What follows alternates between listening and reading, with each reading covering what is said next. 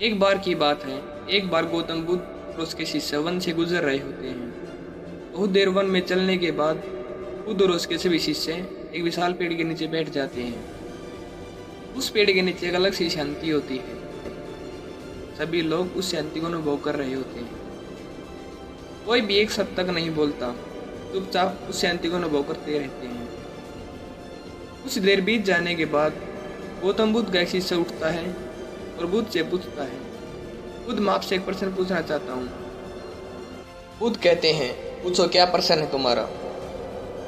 मैं बुद्ध का शिष्य बुद्ध से पूछता है, बुद्ध मैंने कभी भी आपको दुखी नहीं देखा। आपके चेहरे पर हर समय अलग ही मुस्कुराहट रहती है जो हमें अंदर तक आनंद से भर देती है। आपके चेहरे पर अलग ही चमक है जो हमें दुख से कोसों दूर करती है। और मैं ये जानना चाहता हूँ कि मेरे भिक्षु बनने से पहले मेरे जीवन में बहुत सारा दुख था जिसके कारण मैं भिक्षु भी बन गया। पर मैं अभी तक यह नहीं जान पाया कि दुख क्या है। क्या आप मुझे बता सकते हैं वास्तव में दुख क्या है? बुद्ध मुस्कुराते हैं और अपने भिक्षु से कहते हैं, दुख एक विचार से ज़्यादा कुछ नहीं है।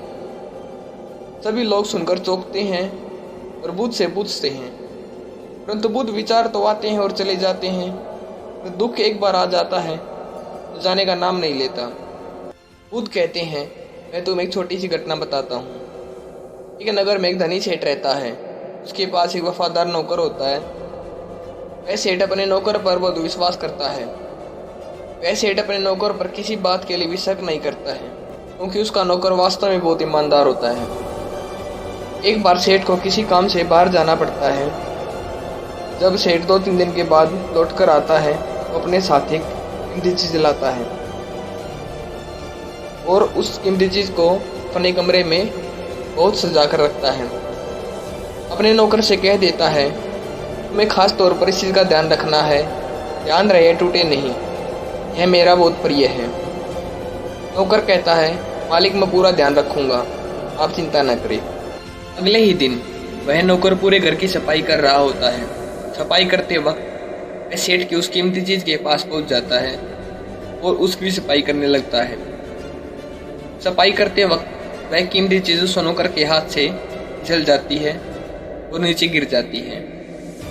सेठ को यह बात पता चलती है और वह नौकर के पास आता है और नौकर को खूब डांटता धमकाता है। और न तो वह उस नौकर को नौकरी से निकाल सकता है और न ही उसे पीट सकता है क्योंकि वह उसका बहुत वफादार और पुराना नौकर है। इसलिए वह डांट धमका कर ही उसे छोड़ देता है। सेठ अपने उस कीमती चीज के बारे में सोच सोचकर बहुत दुखी होता है।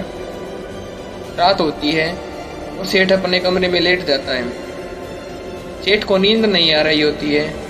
वह बहुत बेचैन होता है। बेचैनी के कारण सेठ अपने कमरे से बाहर निकलता है और देखता है कि उसका नौकर निश्चिंत होकर सो रहा है।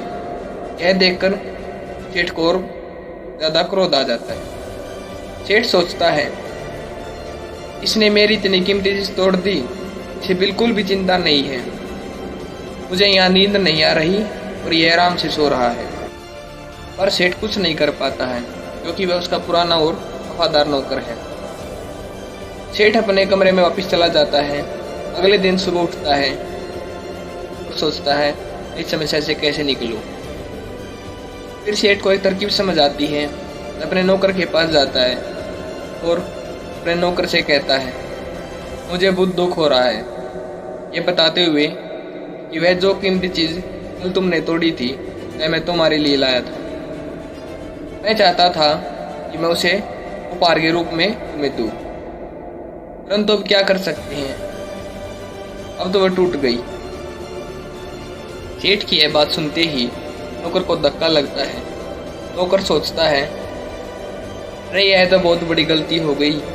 इतनी कीमती चीज और महंगी चीज मेरे लिए थी और वे मुझसे टूट गई। फिर क्या? उस नौकर के मन में बेचैनी पैदा हो जाती है और दुख पैदा हो जाता है। और रात होती है और सेठ आराम से सोता है और वह नौकर बेचैन हो जाता है। उसे नींद नहीं आती है क्योंकि अब उस नौकर ने उस सेठ की उस कीमती चीज को अपने से जोड़ लिया, इसलिए वह दुखी हो रहा है। पहले उस नौकर ने मन में यह विचार नहीं लाया था कि वह कीमती चीज़ मेरी है, और अब उसके मन में यह विचार है कि अगर वे कीमती चीज़ न टूटी होती तो आज मेरी होती। बुद्ध कहते हैं दुख केवल एक विचार है, और यह विचार कैसे उत्पन्न हुआ। अपने आप को किसी चीज़ से जोड़ने से, हम जिस भी चीज़ को अपने आप से जोड़ते हैं उसे पकड़ने की कोशिश करते हैं, वह चीज़ हमें दुख देती है, क्योंकि वास्तविकता में तो यही है कि कोई भी चीज़ से जुड़ नहीं सकती। हर चीज़ आपके पास है, आपकी है। कुछ समय के लिए, कुछ समय के बाद वह आपसे दूर हो जाएगी। उस दूर होने की घटना को स्वीकार करें अपने जीवन में।